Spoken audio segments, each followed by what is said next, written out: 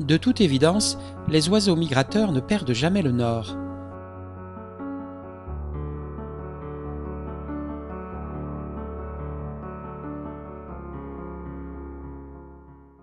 On s'est toujours demandé quel était le secret de leur remarquable sens de l'orientation. Il semble qu'il s'agisse d'un repérage du champ magnétique terrestre grâce à un mécanisme subtil qui fait appel à la chimie et à la mécanique quantique, et en particulier au spin des électrons.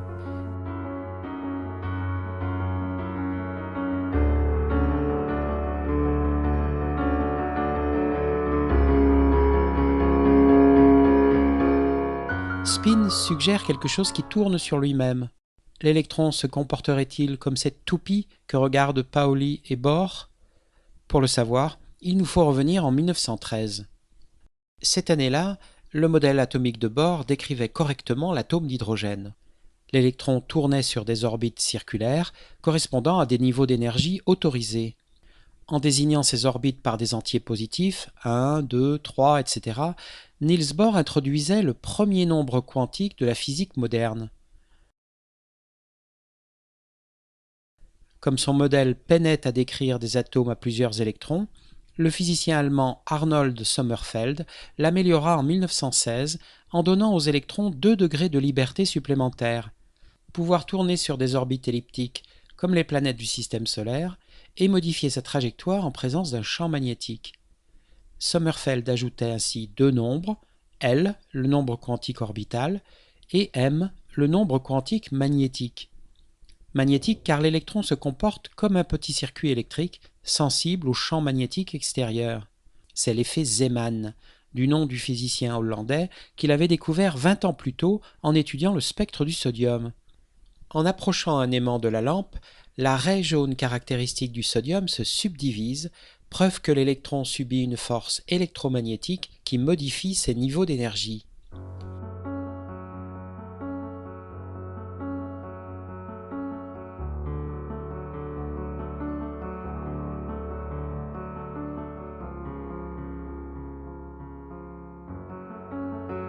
En 1916, l'électron vit donc avec 3 nombres quantiques.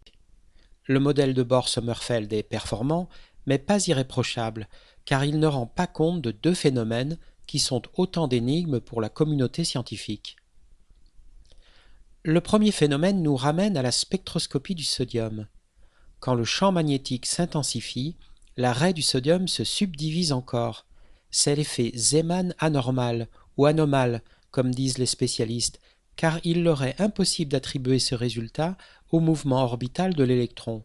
Le physicien autrichien Wolfgang Pauli pense alors que l'électron possède une propriété cachée, peut-être dissimulée dans un 4e nombre quantique. Le deuxième phénomène a été observé en 1922 par les physiciens allemands Otto Stern et Walter Gerlach. Ils font passer un faisceau d'atomes d'argent à travers un champ magnétique, puis le projettent sur un écran. Alors qu'ils s'attendent à ne voir qu'une seule tache, ils remarquent 2 petites taches symétriques. Là encore, impossible d'attribuer ce résultat au mouvement orbital de l'électron. En 1925, les physiciens hollandais George Uhlenbeck et Samuel Goudsmit comprennent que le 4e nombre quantique existe et l'assimilent à une rotation de l'électron sur lui-même. Tourner sur soi-même se dit to spin en anglais. Le 4e nombre quantique est nommé. L'électron est analogue à un petit aimant. Son spin est responsable du dédoublement des niveaux d'énergie dans l'effet Zeeman anormal. Et l'expérience de Stern et Gerlach montre qu'il ne peut prendre que 2 valeurs, plus 1,5 et moins 1,5, comme si l'électron avait un pôle nord et un pôle sud.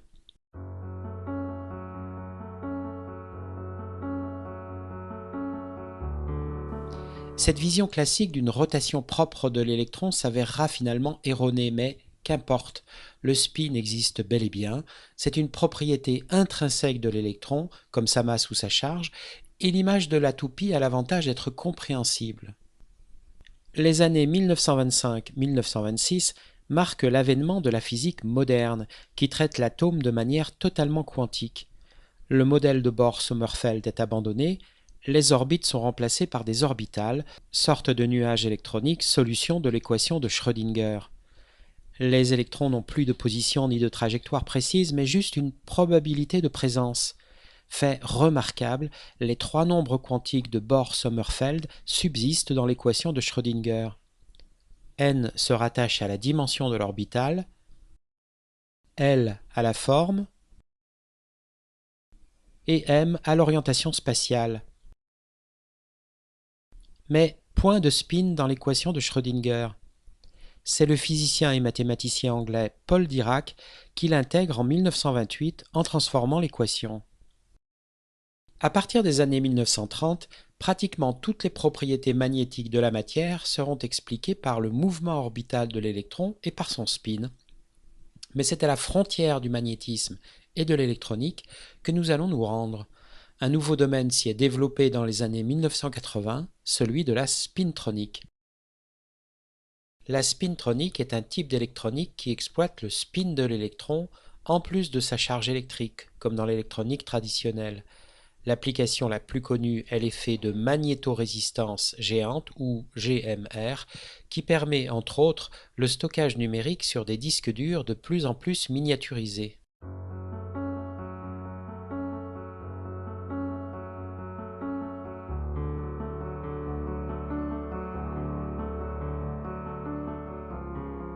Déjà à la fin des années 1930, le physicien anglais Sir Neville Mott avait constaté l'influence du spin sur la mobilité des électrons dans les métaux aimantés, comme le fer, le nickel ou le cobalt.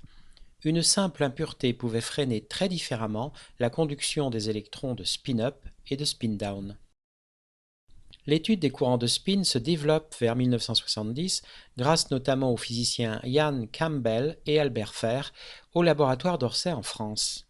Le concept de magnétorésistance géante arrive plus tard, en 1988, lorsqu'une nouvelle technique, l'épitaxie par jet moléculaire, permet de fabriquer des empilements de couches extrêmement minces de métaux différents. La GMR a été découverte sur des multicouches de fer et de chrome. En empilant en alternance 3 couches d'atomes de fer puis 3 couches d'atomes de chrome, Albert Fer constate que l'aimantation des couches de fer s'oriente naturellement en sens opposé, dans une configuration dite antiparallèle.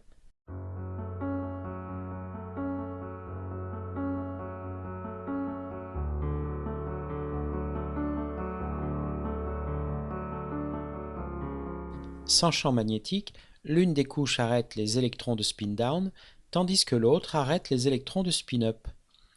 Le courant ne passe pas, ou presque pas, la résistance électrique de la multicouche est très forte. En revanche, si l'on applique un champ magnétique, les aimantations des deux couches de fer s'alignent dans la direction du champ. Tous les électrons dont le spin est dans cette direction traversent sans problème les deux couches, et le courant passe. Sous l'influence d'un champ magnétique même faible, la résistance électrique de la multicouche chute fortement de l'ordre de 80%.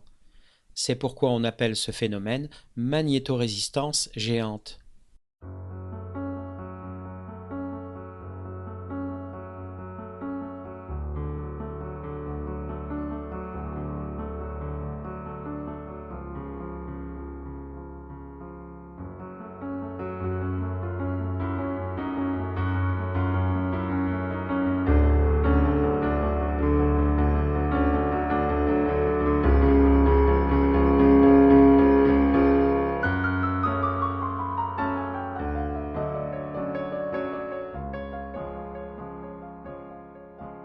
Très forte résistance, pas de résistance, 0, 1.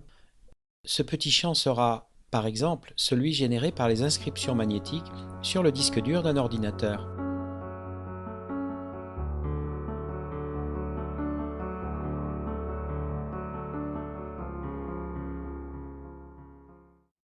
Le spin est une propriété purement quantique de l'électron et, de ce fait, il ouvre des perspectives insoupçonnées dans la conception de nouveaux systèmes électroniques. Une pierre de plus sur le chemin de la révolution scientifique en cours.